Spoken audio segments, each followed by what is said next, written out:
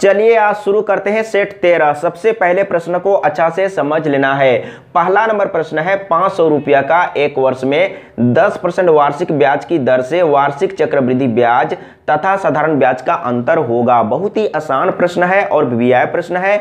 इस तरह का प्रश्न एग्जाम में आता है और इस प्रश्न को सॉल्व करने के लिए कलम और कॉपी यूज करने का जरूरत नहीं पड़ेगा, लेकिन एक बार अच्छा से समझना होगा। समझने का कोशिश कीजिएगा। अगर कहीं पर साधारण ब्याज और चक्रवृद्धि ब्याज दोनों के लिए मूलधन सेम दिया हुआ हो और ब्याज की दर सेम दिया हुआ हो और समय दिया हुआ रहेगा 1 वर्ष और इसमें बोल रहा है ब्याज का अंतर क्या होगा, तो 0 होगा। समझने का कोशिश कीजिएगा। साधारण ब्याज और चक्रवृद्धि ब्याज दोनों के लिए मूलधन यहाँ पर कितना दिया हुआ है, 500 रुपया दिया हुआ है और ब्याज का दर कितना है, 10% है और समय कितना है, 1 वर्ष है। अगर 1 वर्ष का साधारण ब्याज निकालेंगे और 1 वर्ष का चक्रवृद्धि ब्याज निकालेंगे तो दोनों का वैल्यू सेम आएगा और अंतर करेंगे तो क्या होगा, 0 हो जाएगा। बिल्कुल समझ में आ गया होगा। तो इसका आंसर क्या हो जाएगा, 0। तो देख लीजिए घ ऑप्शन सही है। एक बार फिर से अच्छा से समझ लीजिए। अगर साधारण ब्याज और चक्रवृद्धि ब्याज दोनों के लिए मूलधन सेम दिया हुआ हो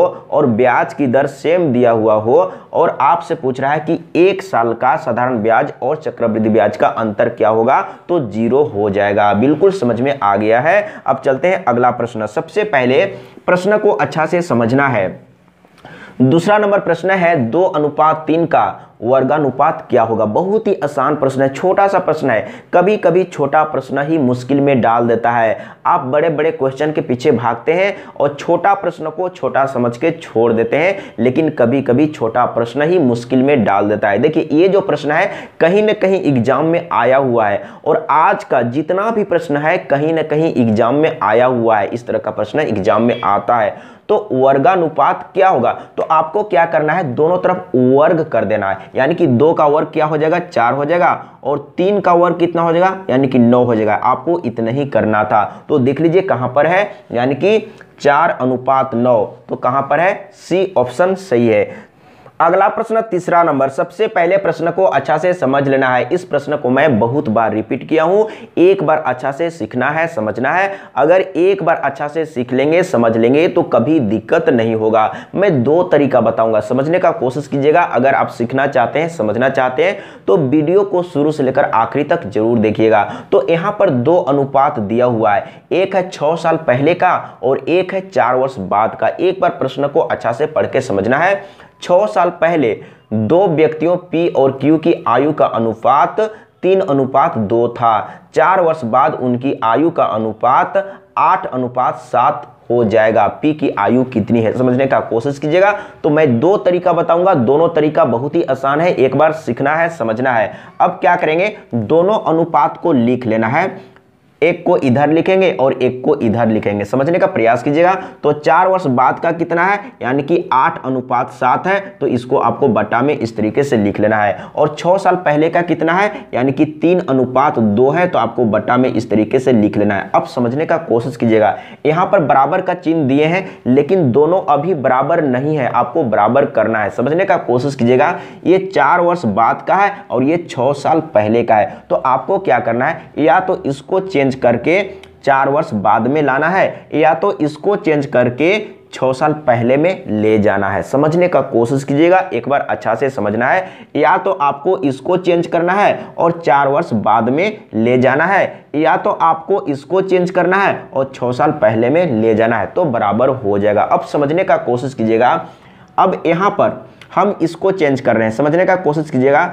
अगर इसको चेंज कर रहे हैं तो इसके साथ आपको x रखना होगा। x रखने का मतलब क्या हुआ, समझने का प्रयास कीजिएगा। यहाँ पर 3x है और यहाँ पर 2x है। इसका मतलब है 6 साल पहले का P का आयु कितना है, 3x है और 6 साल पहले का Q का आयु कितना है, 2x है। समझने का प्रयास कीजिएगा। अब आपको समझना है ये कब का है, 6 साल पहले का। अगर इसमें 6 जोड़ देंगे तो वर्तमान में पहुंच जाएंगे। समझने का कोशिश कीजिएगा। अगर फिर से इसमें 4 जोड़ देंगे तो 4 वर्ष बाद में पहुंच जाएंगे। अब आपको क्या करना है, इसको आपको चेंज करना है 4 वर्ष बाद में। तो आपको कितना जोड़ना पड़ेगा, यानी कि 10 जोड़ना पड़ेगा। अगर ये चीज आप अच्छा से समझ लिए तो फिर कभी दिक्कत नहीं होगा। अगर कहीं पर समझने में प्रॉब्लम हो रहा है तो कमेंट में लिख के बताइएगा, मैं फिर से समझाने का प्रयास करूंगा, लेकिन सीखना है, डरना नहीं है, सीखना है, समझने का प्रयास कीजिएगा। तो यहां पर भी आपको 10 जोड़ देना है। तो ये 4 वर्ष बाद में बदल चुका है और 4 वर्ष बाद का अनुपात दिया हुआ है, यानी कि ये इसी के बराबर है। अब इसी को कैलकुलेट करेंगे, सॉल्व करेंगे, तो सबसे पहले x का वैल्यू मिल जाएगा। समझने का कोशिश कीजिएगा, बहुत ही आसान है।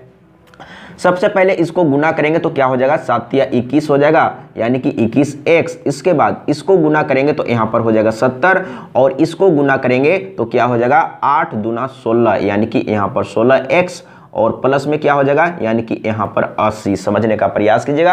अब क्या करेंगे, x को इधर में लाएंगे, समझने का प्रयास कीजिएगा। आपको डायरेक्ट माइनस कर लेना है, इधर में लाएंगे तो क्या हो जाएगा, माइनस हो जाएगा, इसके साथ घटेगा, तो यहाँ पर डायरेक्ट आपको घटा लेना है। 1 दहाई 10, यानी कि 11 में से 6 घटाएंगे तो कितना बचेगा, 6 5 11 होता है, यानी कि 5 बचेगा।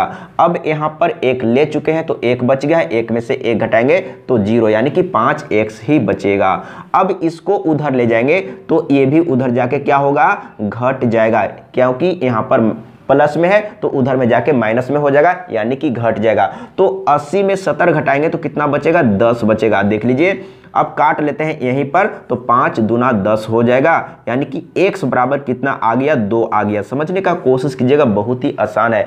तो अब आपको समझना है ये 3x कब का आयु है, यानी कि 6 साल पहले का है, और ये किसका है, q का है। तो किसका निकालना है उसको ध्यान देना है। P का आयु पूछ रहा है, तो 6 साल पहले P का आयु कितना हो जाएगा, यानी कि 3 गुने x। समझने का कोशिश कीजिएगा, तो x का वैल्यू आ चुका है, यानी कि 6। अब समझने का कोशिश कीजिएगा, P का आयु 6 साल पहले कितना है, 6 वर्ष है।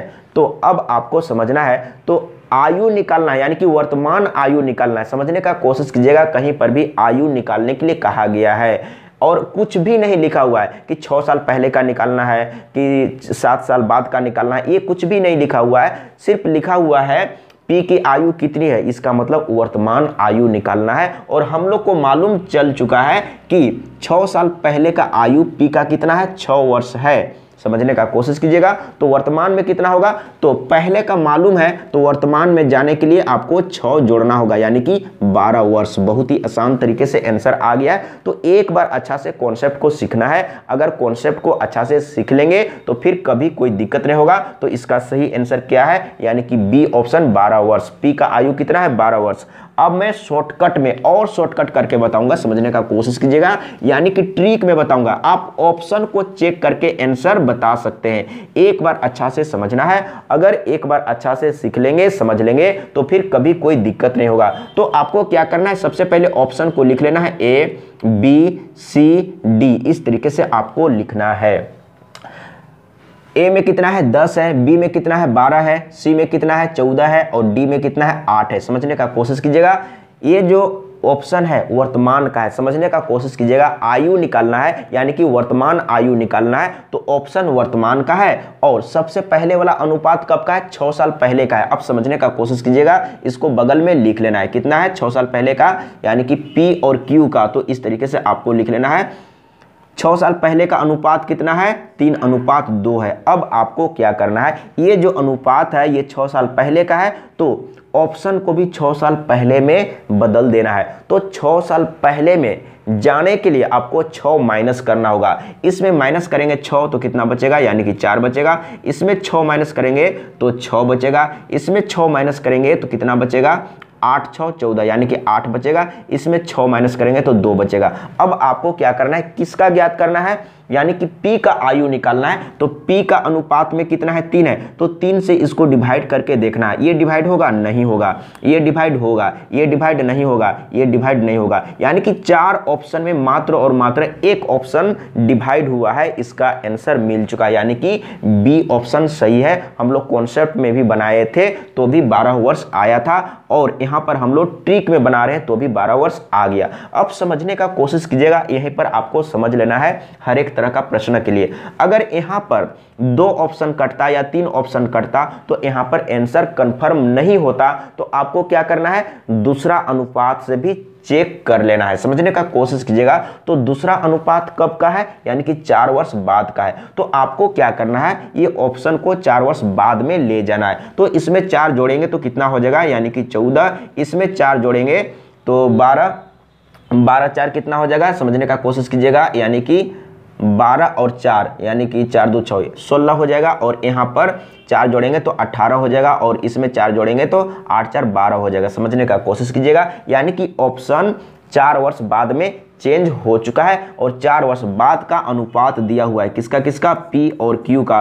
तो बगल में आपको लिख लेना, लिखने का जरूरत नहीं है, आपको माइंड में कैलकुलेट करना है। तो कितना है, यानी कि 8/7 है, लेकिन हम लोग को किसका निकालना है, पी का निकालना है। तो पी का कितना 8 है, तो 8 से इसको डिवाइड करके देखेंगे, ये डिवाइड होगा नहीं होगा, ये डिवाइड होगा, ये डिवाइड नहीं होगा, ये डिवाइड नहीं होगा, यानी कि दोनों अनुपात से जो ऑप्शन डिवाइड हुआ है वही इसका आंसर हो जाएगा। लेकिन यहाँ पर हम लोग को एक अनुपात से चेक करने के बाद, यानी कि पहले वाला अनुपात से चेक करने के बाद आंसर कंफर्म हो चुका था। अगर पहला अनुपात से आंसर कंफर्म नहीं होगा तब आपको दूसरा अनुपात से चेक करना है, यानी कि दोनों अनुपात से जो ऑप्शन कटेगा यानी कि डिवाइड होगा पूरा पूरा वही आंसर हो जाएगा। बिल्कुल समझ में आ गया होगा। इसी तरह का प्रश्न आपको ज्यादा से ज्यादा प्रश्न को सॉल्व कर लेना है। अगला प्रश्न 4 नंबर, सबसे पहले प्रश्न को अच्छा से समझना है। अगर प्रश्न समझ में आ गया तो बहुत ही आसान तरीके से सॉल्व हो जाएगा। चौथा नंबर प्रश्न है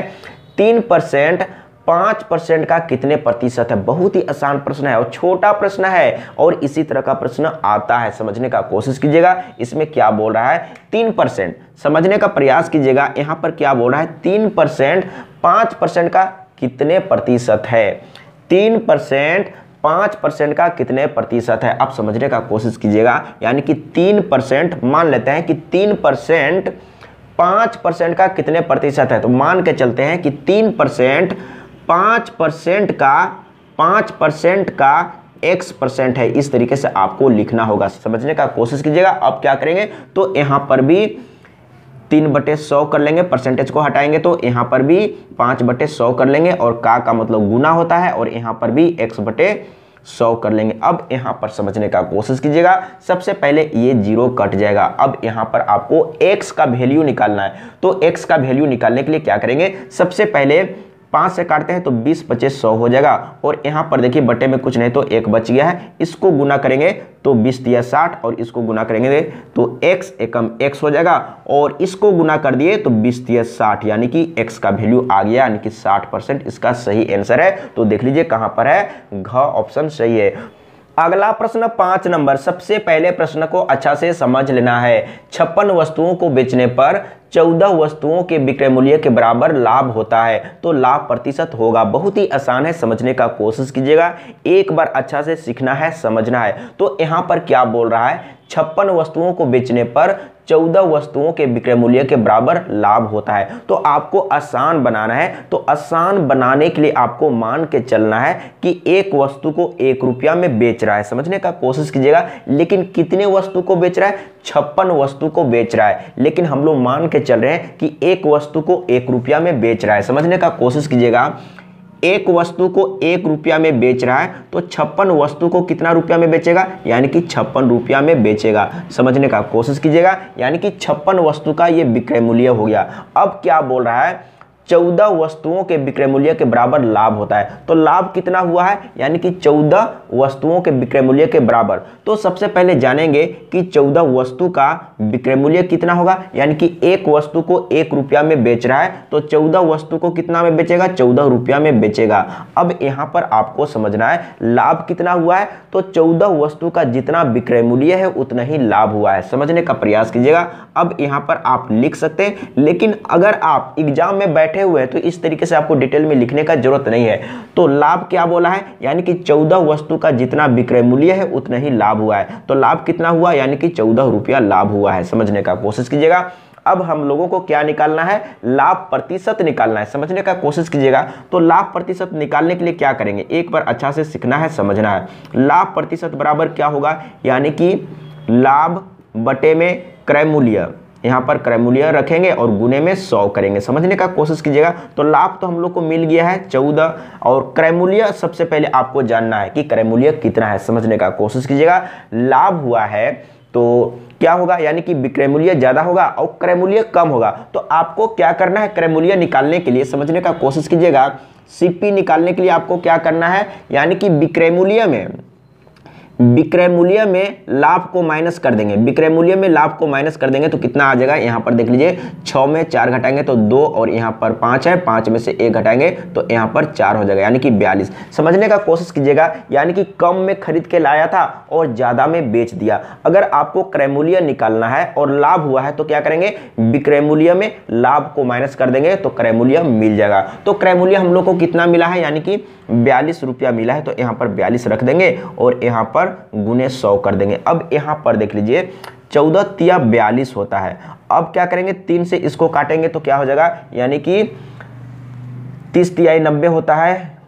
यहाँ पर अच्छा से समझना है, 3 से काट लेते हैं, यानी कि 3 तिहाई 9। यहाँ पर फिर से 1 बच गया, फिर से 3 तिहाई 9 और 1 बच गया है। तो देखते हैं किस रूप में है, तो पूर्णांक के रूप में है। तो ऊपर में 1 बच गया है और नीचे में 3 इस तरीके से रहेगा, यानी कि 3 से इसको डिवाइड करेंगे तो इतना आएगा। तो देख लीजिए कहाँ पर है, यानी कि घ ऑप्शन सही है। घ में लिखा हुआ है 33.1/3% लिखा हुआ है। तो घ ऑप्शन इसका सही आंसर है। तो इस तरीके से आपको सॉल्व करना है। अगर कहीं पर भी समझने में आपको प्रॉब्लम हो रहा है, डाउट है, कंफ्यूजन है, तो कमेंट में लिख के बताइएगा, मैं फिर से समझाने का प्रयास करूंगा। अगला प्रश्न 6 नंबर।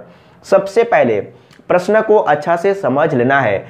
6ठा नंबर प्रश्न है, 300 मीटर लंबी एक रेलगाड़ी 240 मीटर लंबे एक प्लेटफॉर्म को पार करने में 27 सेकंड लगाती है। रेलगाड़ी की गति किलोमीटर प्रति घंटा में है। समझने का कोशिश कीजिएगा, बहुत ही आसान है। जब एक रेलगाड़ी एक पुल को पार करती है या प्लेटफॉर्म को पार करती है तो दूरी क्या लेते हैं। जब एक रेलगाड़ी एक प्लेटफॉर्म को पार करती है तो दूरी क्या लेंगे, रेलगाड़ी की लंबाई प्लस प्लेटफॉर्म की लंबाई। तो यहाँ पर आपको कोई भी फॉर्मूला यूज करना है, इसमें कोई दिक्कत नहीं है। लेकिन यहाँ पर चाल निकालना है तो चाल का ही फॉर्मूला यूज करते हैं। तो चाल बराबर क्या होता है, चाल बराबर दूरी बटे समय होता है। समझने का कोशिश कीजिएगा, बहुत ही आसान है। चाल बराबर दूरी बटे समय होता है।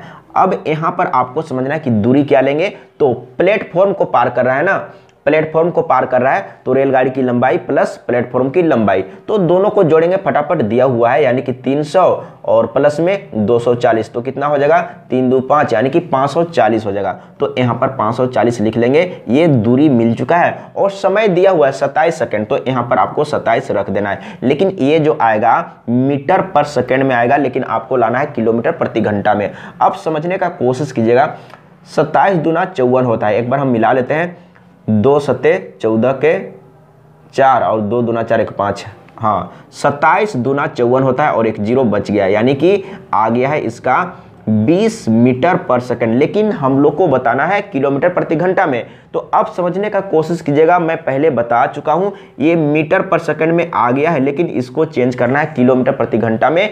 तो किलोमीटर प्रति घंटा में चेंज करने के लिए क्या करेंगे, 18/5 से गुना करना होगा। तो किलोमीटर प्रति घंटा में चेंज हो गया है। देख लीजिए 5 चौके 20 और 18 चौके 72, यानी कि 72 किलोमीटर प्रति घंटा इसका सही आंसर है। देख लीजिए कहां पर है, हाँ अब यहां पर 72 नहीं लिखा हुआ है, मतलब मिस्टेक हुआ है लिखने में। आपको यह नहीं समझना है कि गलत आंसर आ गया है, 72 किलोमीटर प्रति घंटा ही होगा। यहां पर ऑप्शन लिखने में मिस्टेक हुआ था। तो अब चलते हैं अगला प्रश्न 7 नंबर। सबसे पहले प्रश्न को अच्छा से समझना है और आज का जितना भी प्रश्न है कहीं न कहीं एग्जाम में पूछा गया है और इसी तरह का प्रश्न एग्जाम में पूछा जाता है। एक बार अच्छा से सीखना है, समझना है। अब इस प्रश्न को मैं बहुत बार बताया हूं, लेकिन इसमें आज मैं कुछ अलग तरीका बताऊंगा। समझने का कोशिश कीजिएगा। तो सबसे पहले मैं जो तरीका बताया हूं उसी तरीका को एक बार मैं बता देता हूं। तो सबसे पहले आपको लिख लेना है, क्या बोल रहा है, एक धनराशि 20 वर्षों में 7 गुनी हो जाती है, वह 13 गुनी होने में कितना समय लेगी। तो सबसे पहले आपको लिखना है 20 वर्ष में 7 गुनी हो जाती है। अब आपको यहाँ पर ध्यान देना है, मान लेते हैं कोई धन P है और 20 वर्ष में 7 गुनी हो जाती है, यानी कि 7P हो जाती है। ये दोनों में कितने का अंतर है, 6 का अंतर है। इसमें आपको 6 जोड़ते जाना है। इसमें 6 जोड़ेंगे तो क्या हो जाएगा, 7 6 13 हो जाएगा। इसमें फिर से 6 जोड़ेंगे तो क्या होगा, यानी कि 19 हो जाएगा। इसमें अगर फिर से 6 जोड़ेंगे तो 9 6 15 यानी कि 25 हो जाएगा। तो आपसे इस प्रश्न में 13 गुनी पूछ देगा या 9 गुनी पूछा जाएगा या 25 गुनी पूछा जाएगा, समझने का कोशिश कीजिएगा। तो इस तरीके से आपको 6 जोड़ते जाना है, जहां तक पूछा है वहां तक चले जाना है। लेकिन यहां पर क्या पूछा है, 13 गुनी, इसका मतलब समझना है 20 वर्ष में 7 गुनी हो जाती है तो अगले 20 वर्ष में 13 गुनी हो जाएगी। ये समय वाला पार्ट है, इसको जोड़ लेंगे तो कितना हो जाएगा 40, यानी कि इसका आंसर मिल गया, यानी कि 40 वर्ष। देख लीजिए कहां पर है, सी ऑप्शन सही है। अब यहां पर आपको समझना है, अगर इसी तरह का प्रश्न में कहीं पर आपको 1.5 गुनी पूछा जाएगा, 3.5 गुना पूछा जाएगा, 2.5 गुनी पूछा जाएगा, तो क्या करेंगे, समझने का कोशिश कीजिएगा। एक बार अच्छा से सीखिएगा, समझिएगा। अगर एक बार अच्छा से सीख लेंगे, समझ लेंगे तो कभी दिक्कत नहीं होगा। अब यहाँ पर जैसे ये सीधा है, अगर कुछ टेढ़ा मेढ़ा करके दे दिया तो आपको क्या करना है, समझने का प्रयास कीजिएगा। आपको याद करना है T2 बराबर N2 - 1 और बटे में N1 - 1 और गुने में T1, समझने का कोशिश कीजिएगा। इसी फॉर्मूला को अलग तरीके से भी लिखा जाएगा, समझने का कोशिश कीजिएगा। अगर इसको यहाँ से हटा देंगे तो क्या हो जाएगा, यानी कि T2 बटे T1 और इधर में क्या हो जाएगा N2 - 1 और बटे में N1 - 1, यानी कि इस तरीके से भी आपको देखने को मिलेगा। लेकिन हम लोग यहाँ पर T2 निकाल रहे हैं तो T2 बराबर इतना होगा। अब समझने का कोशिश कीजिएगा। अब इसमें आपसे पूछा जाएगा, कहीं कहीं पर इसी तरह का प्रश्न में आपसे पूछा जाएगा T2 निकालने के लिए या T1 निकालने के लिए या N2 निकालने के लिए या N1 निकालने के लिए, आपको अच्छा से समझना है। यानी कि सबसे पहले क्या लिखा हुआ है, एक धनराशि 20 वर्षों में, यानी कि 20 वर्ष, पहले 20 वर्ष दिया हुआ है यानी कि T1 है। अब क्या बोला है 7 गुनी, तो पहले 7 गुनी बोला है तो N1, समझने का कोशिश कीजिएगा। 7 का मतलब क्या है, N1 है। अब क्या बोल रहा है, वह 13 गुनी होने में कितना समय लेगी, कितना समय लेगी, एक समय पहले दिया हुआ है जो कि T1 है, और कितना समय लेगी यानी कि T2 निकालना है, और 13 गुनी यहाँ पर क्या है यानी कि N2 है। तो इसी प्रश्न में कभी कभी आपको N2 निकालने के लिए कहा जाएगा, कभी कभी N1 निकालने के लिए कहा जा सकता है। तो एक बार अच्छा से समझना है। या इसी प्रश्न में कहीं पर आपको 1.5 गुनी, 3.5 गुनी इस तरीके से दिया हुआ रहेगा तो आपको प्रॉब्लम होगा, तो इसी फॉर्मूला को यूज करना है, समझने का कोशिश कीजिएगा। देख लीजिए इस फॉर्मूला से भी आप सॉल्व कर सकते हैं। तो सबसे पहले क्या बोला है, एक धनराशि 20 वर्षों में 7 गुनी हो जाती है, वह 13 गुनी होने में कितना समय लेगी। तो अब यहाँ पर आपको समझना है कि N2 क्या है, तो 13 गुनी होने की बात बोल रहा है, तो यहाँ पर 13 रखेंगे और -1 बटे में, अब पहले कितना गुनी था यानी कि 7 गुनी, तो यहाँ पर 7 रखेंगे और -1, और पहले वाला समय कितना है 20 है।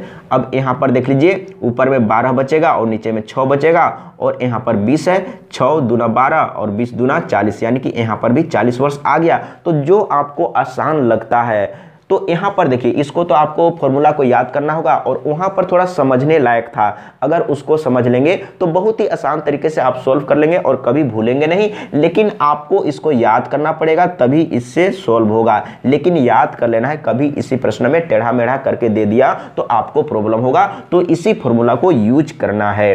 अब चलते हैं अगला प्रश्न 8 नंबर।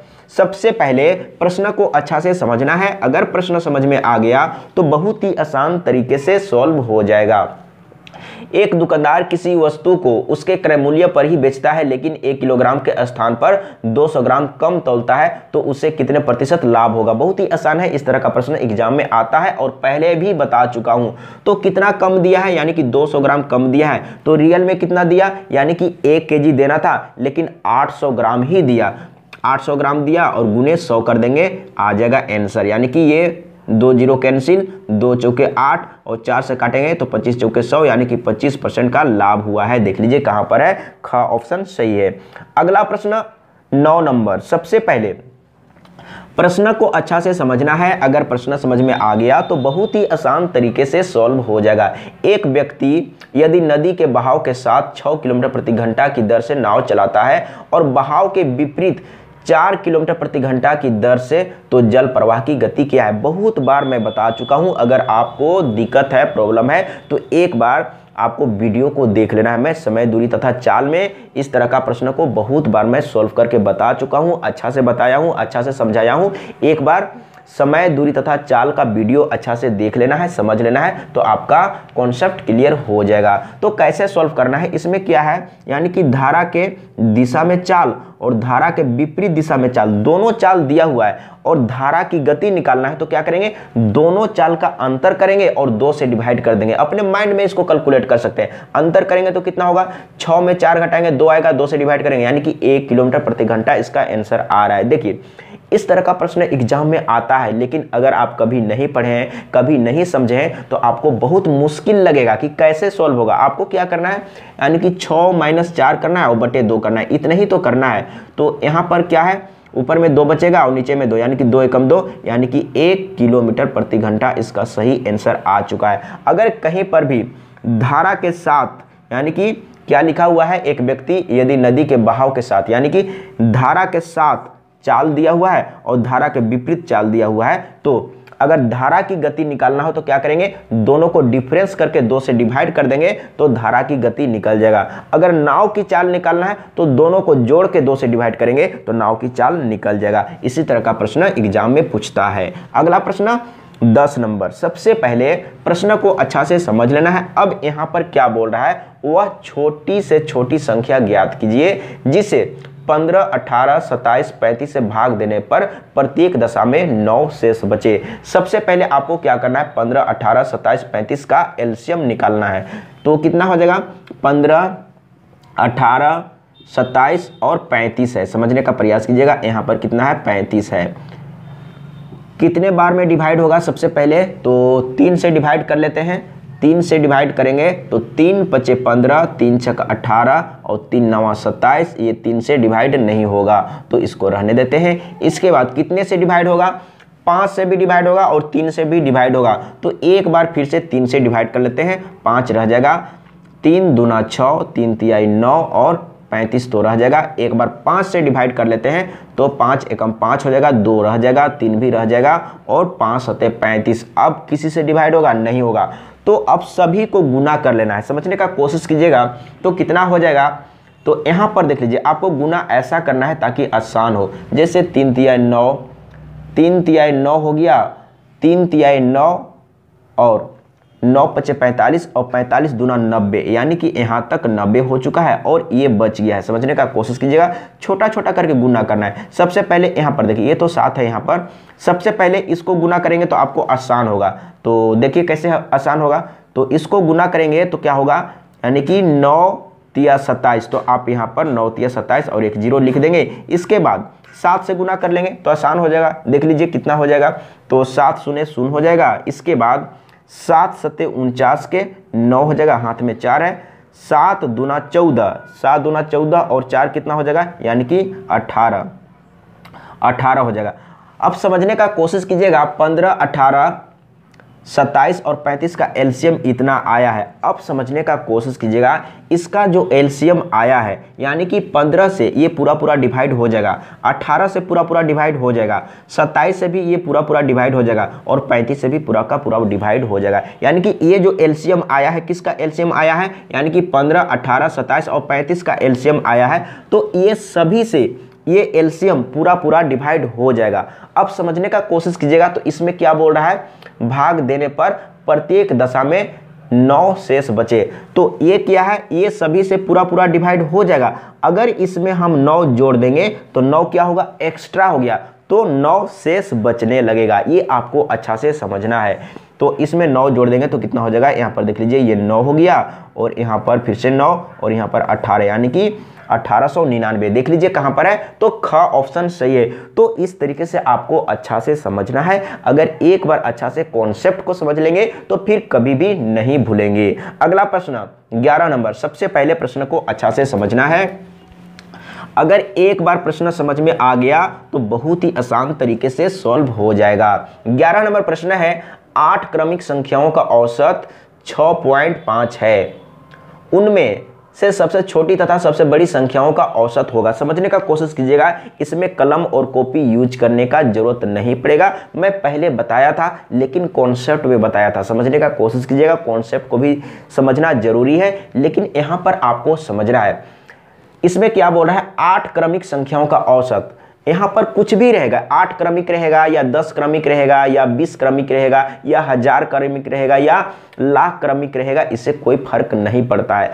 अगर इसी तरह का प्रश्न कहीं पर दिया हुआ हो, जैसे यहाँ पर 8 क्रमिक है, कहीं कहीं पर आपको 50 क्रमिक दिया हुआ रहेगा, कहीं पर 70 क्रमिक दिया हुआ रहेगा, कुछ भी रहेगा, तो समझना है 8 क्रमिक संख्याओं का औसत 6.5 है। उनमें से सबसे छोटी तथा सबसे बड़ी संख्या का औसत क्या होगा, तो सेम होगा, यानी कि इसका आंसर क्या हो जाएगा, 6.5 ही होगा। बहुत ही आसान है। अगर इस तरह का प्रश्न कहीं पर भी आता है कि 8 क्रमिक संख्याओं का औसत दिया हुआ है, कहीं कहीं पर अलग भी रहेगा, 20 क्रमिक संख्या का औसत दिया हुआ रहेगा और पूछेगा कि सबसे छोटी तथा सबसे बड़ी संख्या का औसत क्या होगा, तो इसमें जितना औसत दिया हुआ है 8 क्रमिक संख्याओं का, उतना ही हो जाएगा छोटी और बड़ी संख्या का औसत भी। बिल्कुल समझ में आ गया है।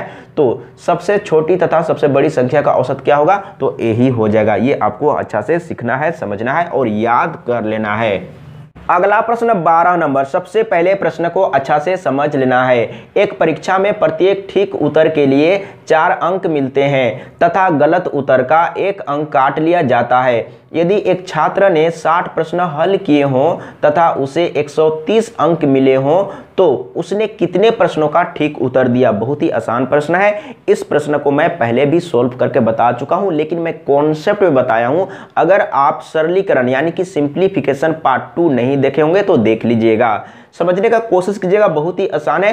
तो 60 प्रश्नों को हल करता है, टोटल 60 प्रश्न है और 60 प्रश्न को हल करता है, समझने का कोशिश कीजिएगा। और अगर एक प्रश्न को सही करता है तो उसके लिए 4 अंक मिलता है। अब मान के चलते हैं कि 60 प्रश्न है, अगर 60 प्रश्न को सही कर देता है तो टोटल कितना अंक मिलेगा, यानी कि 4 से गुना करेंगे तो कितना हो जाएगा, 4 छक 24, यानी कि सभी प्रश्न को सही कर देता तो इसको कितना मिलता, 240 मिलता। लेकिन इसको कितना मिला है, 130 मिला है, तो 130 को माइनस कर लेंगे तो कितना आएगा, यहाँ पर 0, यहाँ पर 1 और यहाँ पर 1, यानी कि 110 इसको नहीं मिला। तो 110 क्यों नहीं मिला, क्योंकि कुछ प्रश्न को गलत उत्तर दिया है, जिसके लिए प्रत्येक गलत उत्तर के लिए 1 अंक काट लिया गया है। अब आपको समझना है कि कितने प्रश्नों का गलत उत्तर दिया, समझने का प्रयास कीजिएगा। अब यहाँ पर आपको थोड़ा प्रैक्टिकल रूप में समझना है। मान के चलते हैं 2 प्रश्न को हल किया, समझने का कोशिश कीजिएगा।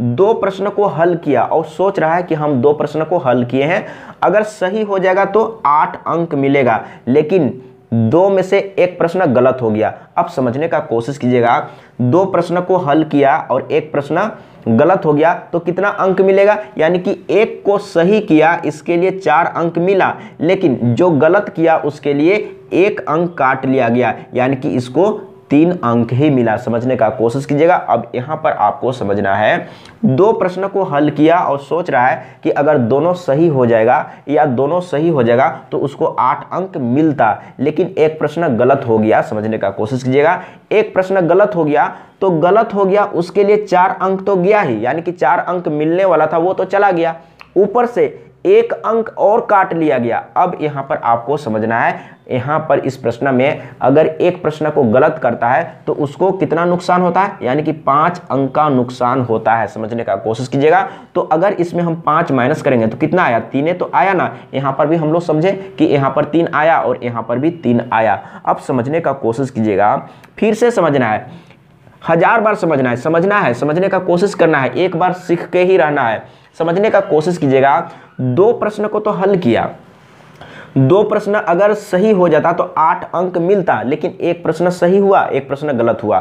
तो अब समझने का कोशिश कीजिएगा, 1 प्रश्न सही हुआ तो इसको 4 अंक मिला, लेकिन 1 प्रश्न गलत हो गया उसके लिए 1 अंक काट लिया, यानी कि 1 माइनस करेंगे तो कितना आ रहा है, 3 आ रहा है। अब यहाँ पर आपको दूसरे तरीका से समझना है, दूसरा जो तरीका मैं बता रहा हूँ वही काम आएगा। समझने का प्रयास कीजिएगा। अब यहाँ पर आपको समझना है कि 2 प्रश्न को हल किया है, 2 प्रश्न को हल किया है, अगर सही हो जाता तो इसको 8 अंक मिल जाता, लेकिन 1 प्रश्न गलत हो गया। तो 1 प्रश्न गलत हो गया तो उसके लिए 4 अंक तो मिला ही नहीं, 4 अंक तो मिला ही नहीं, ऊपर से 1 अंक और काट लिया गया तो यहाँ पर एक और जोड़ेंगे, यानी कि टोटल इसको 5 अंक का नुकसान होता है। यानी कि 2 प्रश्न को हल किया, अगर दोनों सही हो जाता तो 8 अंक मिलता, लेकिन एक प्रश्न गलत हो गया तो इसमें 5 माइनस करेंगे, यानी कि 3 अंक ही उसको मिला। तो यहाँ पर भी हम लोग समझे, लेकिन यहाँ पर वाला समझ लीजिएगा, ये वाला समझ लीजिएगा तो ये वाला काम आएगा। अब समझने का कोशिश कीजिएगा।